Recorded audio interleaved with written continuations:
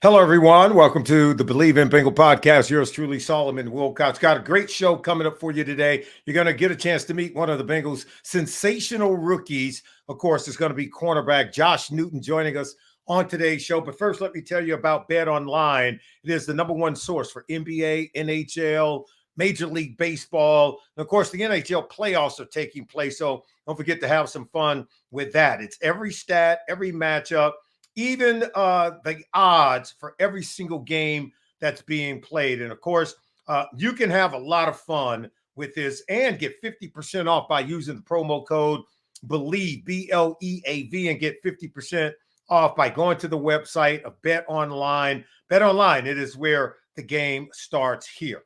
All right, I want to start today's show by just kind of having a conversation about a couple of things. One, this is the time of year where rookies are being integrated into the team locker room, on the playing field. They're being integrated just into the culture of the team.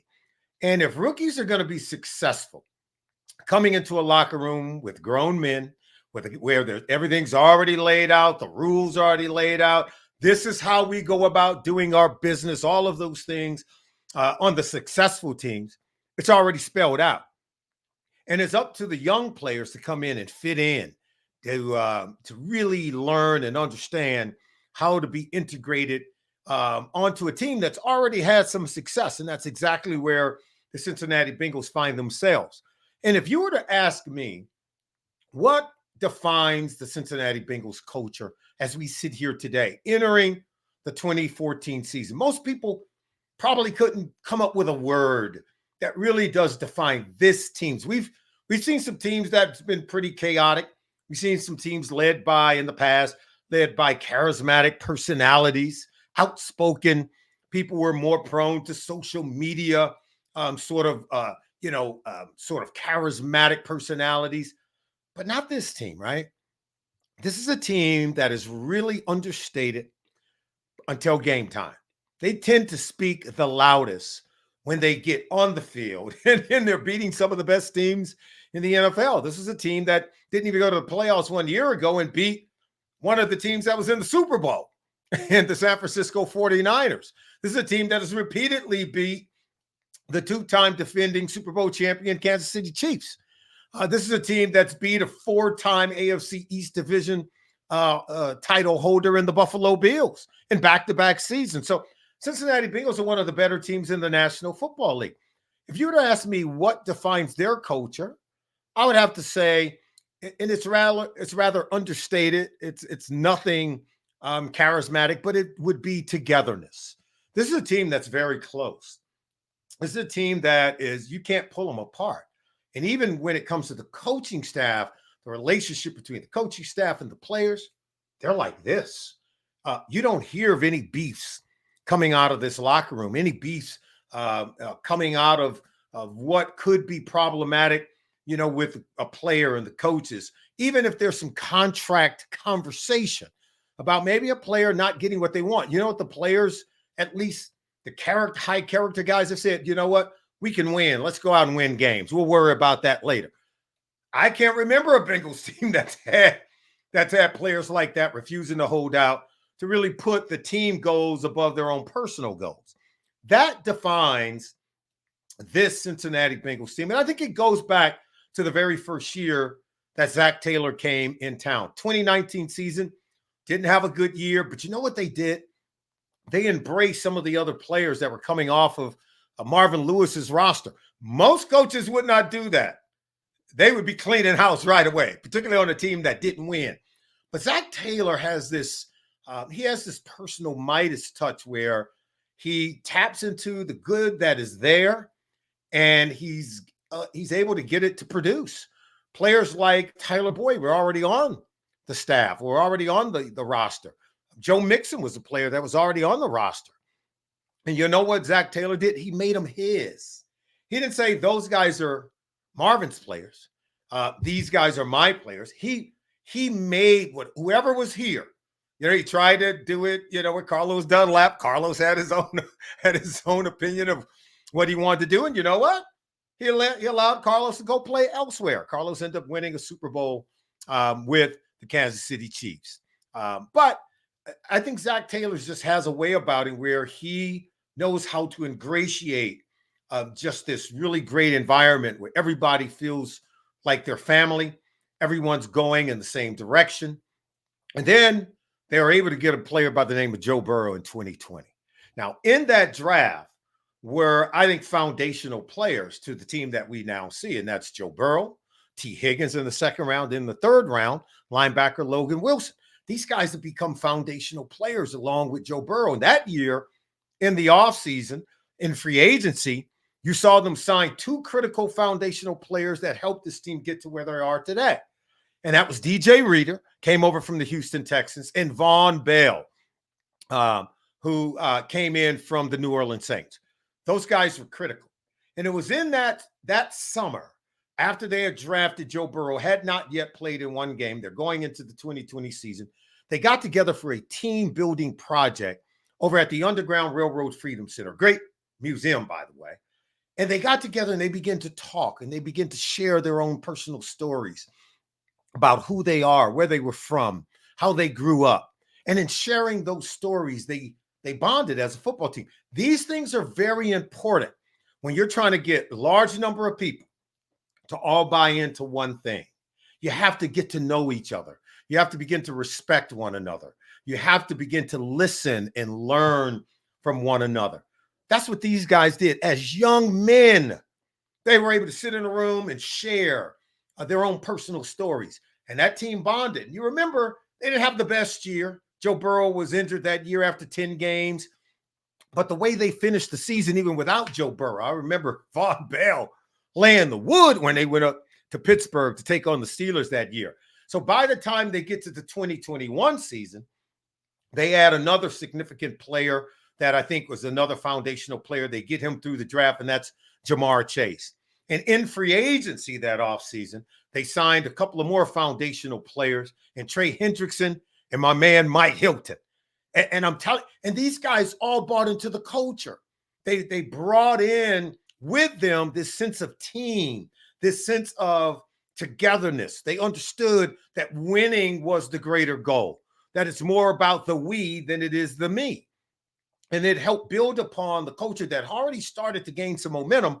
And that was the year we saw the Cincinnati Bengals take flight in 2021, even as a wild card team. Didn't win the division that year, but end up beating Kansas City twice in the same season, including the AFC Championship game, to represent the AFC in the Super Bowl as AFC champions.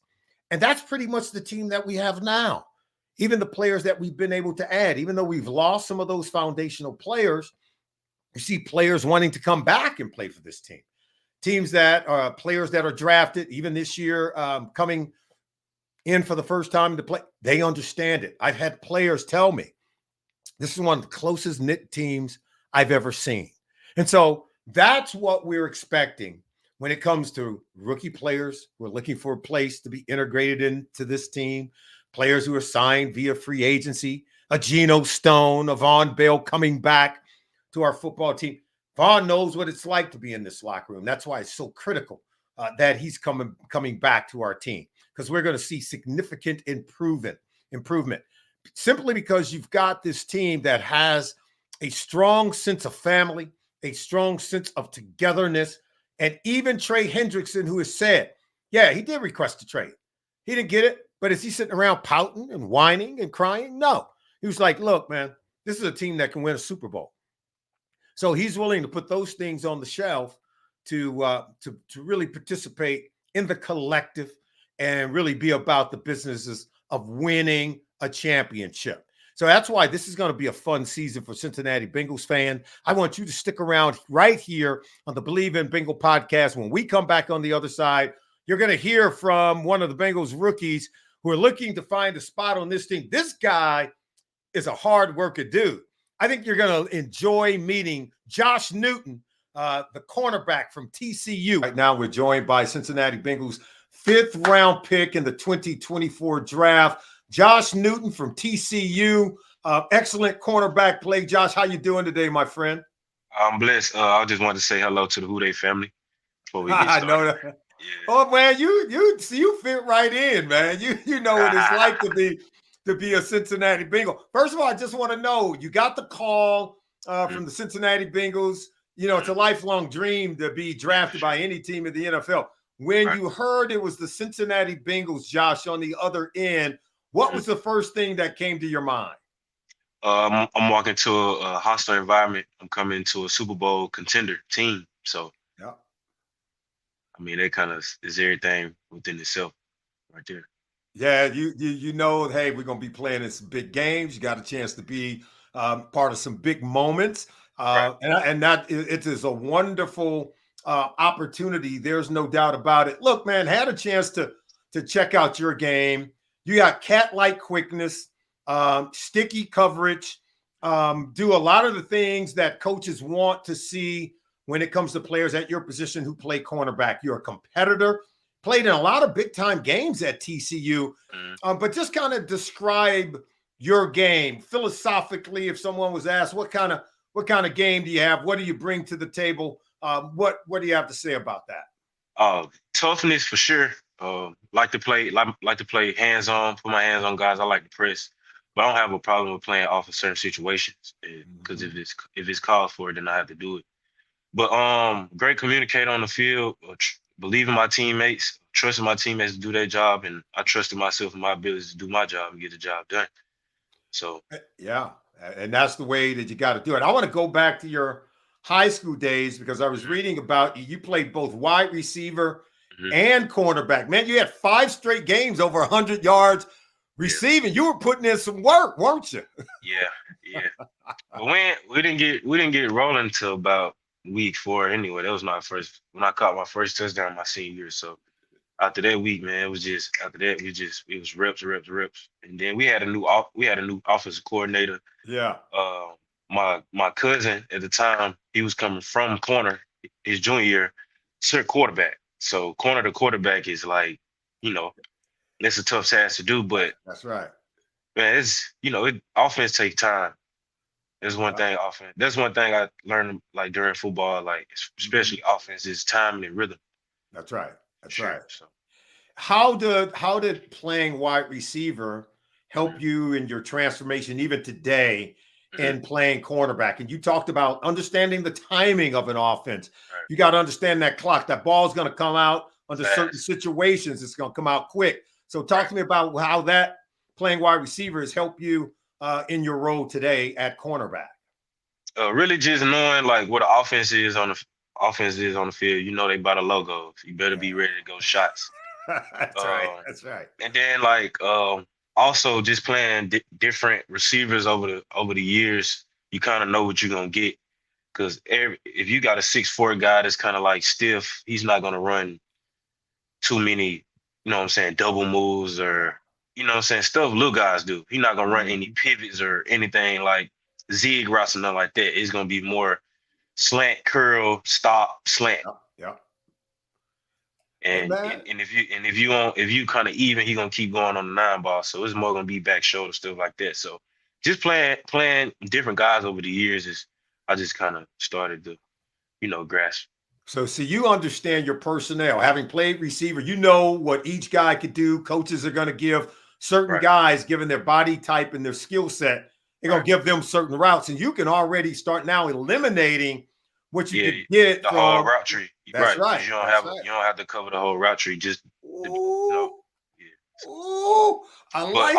Also my coach now, Coach Charles Burks, man, he only been here for about a solid 9 or 10 days, but I done learned a lot of stuff. And one thing I'm just telling him, I'm gonna give myself to him every day. Whenever I walk in the meeting room, like I'm yours. Like do whatever you need to do so I can be fine-tuned to play on. I like, love that attitude, man. Just, soaking up the knowledge, having tremendous football IQ, part of playing in the secondary, really the ability to eliminate the things that you're not going to get and really just dial in on the small percentage of things that you could get based on down, distance, personnel grouping, and who that player really is. And formation. Absolutely. That's my man. Good stuff. Where that specific player is in the formation. That's right. In the slot. Is he outside the numbers? top of the numbers, bottom of the numbers. Talk to me about that. Like everything, like this. That's when I was going back to Coach Burks. Like everything, like any little thing, like he could be right on the bottom of the numbers. It's a certain route that he running right there. Like so, it's just like I just be in the meeting, like So hey, Josh, I just love to learn, man. Yeah. Hey, you're thinking, how come I didn't know this all along, right? Right. Yeah, that's what knowledge does, man. It makes you wish that if you would have had it all this time, where you would be. But it's good that you're getting it now. Take me back a little bit, because coming out of high school, you went to Louisiana Monroe, and then you get to TCU. How did you go from Louisiana Monroe to TCU? I only had that one offer coming out of high school. So went in as a receiver. I redshirted my first year, so I didn't play that 2018 fall. I went through that 2019 spring, and then May 2019 is when I switched to corner. So I only been at corner for about almost 5 years. But look, man, you've been putting in work. I was checking it out, over 4,000 snaps during your college career. I didn't even know that. Brian, that's a lot of work. Yeah, that's a stat we don't see. That's exactly right. Because listen, I guarantee you Lou Anaromo knows it, right? Yeah, for sure. Yeah, I guarantee he knows it. And you play a lot in the slot. You play outside. You play from off. You talked about it. You can play the press. Just kind of talk to me about universally and all the things that you do and how you're comfortable and everything that a coach can ask a cornerback to do. Honestly, I feel like the first thing it starts with, the mindset of being brave. Yeah. Because at cornerback, like, but you gonna see you could tell a bad corner versus a bad corner can't hide versus a O lineman or anything in the O line. Like everything outside those numbers get maximized, multiplied. So main thing is really starting there mentally, having the mental makeup of knowing when you give up something that ain't the end. So I feel like it's all mental for me. And then of course, like the reps and the information that your coach give you, but at the end of the day, you gotta like Coach Burks, he telling me right now, it's like, it ain't about what you know, it's about what you do with what you know. With what you know. Yeah. So I'm trying to get to that, take everything that I know that I learned from him and actually like really like copy and paste it and put on the field. Talk to me more about that, because when I talk to Deion Sanders, Coach Prime, right? I love talking with him about just the mindset that's required to play the position at corner. Right now, because he had this speed that was out of this world, so he could play with that swagger, man. He knew nobody could run by him. Nobody running by him, and he knew that. But when you have that kind of understanding, you can approach the position totally different. But I asked him about other guys like a Darrelle Revis, who didn't necessarily run that great 40 time, but still had that courage. He never thought somebody could beat him. It never entered into his thought and into his thinking because of how he approached it. Right. So I wanted to ask you about that, because you seem to have that same confidence and that same kind of swag. Right. And it was crazy is my coach during our meeting this morning, he brought up Darrelle Revis, showed us some Darrelle Revis tape. Right. And like during his 2009 season, his defensive MVP year, he said, one of the best years as a bumper run corner he's probably ever had since then. Yeah. He was just saying it was one game where I think it was like a team had caught like 3 deep balls on him. But regardless, he was every deep ball that he caught, that the receiver caught, he still was playing the ball. Yeah. So that goes back to knowing, like, at the end of the day, like, until the last whistle, to the last quarter play, like, it's not over. Regardless if you win or lose, but it's all about coming back. Like, I ain't gonna, you gotta almost die out here in a sense. Yeah, man. Yeah, your technique, your understanding of what they're trying to do to you, right? And then the confidence to just have patience, man, at the line of scrimmage. Having that kind of patience comes from the confidence. But even then, they get paid too. They're going to make a play, right. But they ain't going to be able to make enough to beat you. You know what I'm saying, Josh? Right. And make the good outweigh the bad. That's right.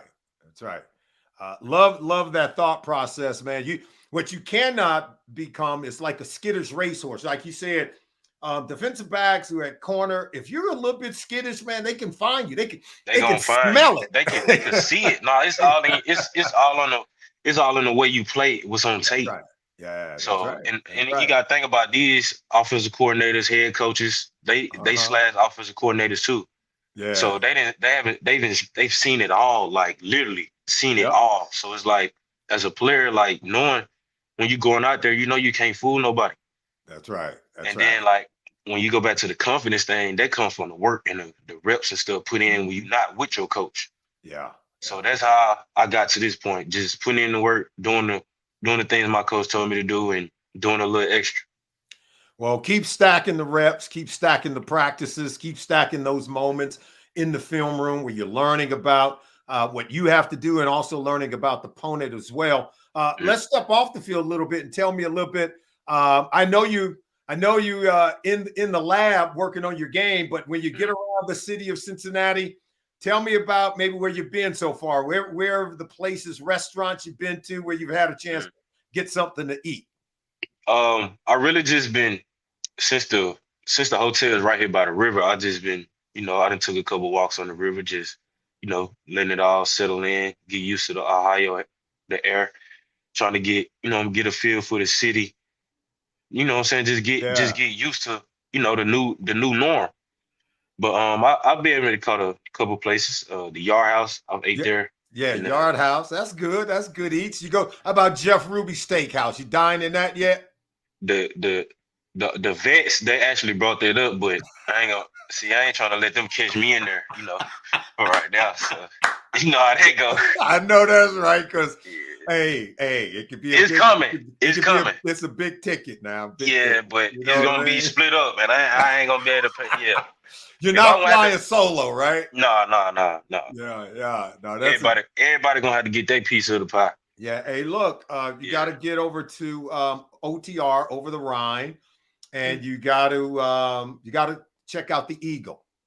Check out the Eagle. And OTR and the Eagle. yeah, the I'm boys will man. tell you about the Eagle because everybody likes some good fried chicken. This is like what you used to back home. You know what I'm talking about. Oh, okay. Yeah, Yeah. they You know got what? some they Yeah. got some Okay. greens, they got some cornbread on the side for that. Okay. That's where you want to go. Some Okay. yams too. Oh yeah, they gonna take Nice. care of you. Yeah, you Bet, bet, you bet. good. I know where you see you from. Hey man, Louisiana don't get no better than that, right? You know Oh, that. yeah, come on now. It don't. It don't. But on another thing though, since it's going on TV, man, I want to shout out to all the vets Yeah. on the team. Like they welcome in all the rookies like as family, open arms, Okay.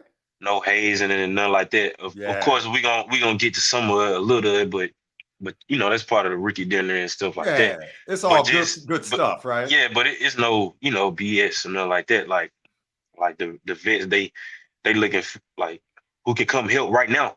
That's right. That's You know what right. I'm saying? That's right. And they looking, they know it. And you know what I'm saying? At the end of the day, just like you can't fool a coach, you can't fool a vet either.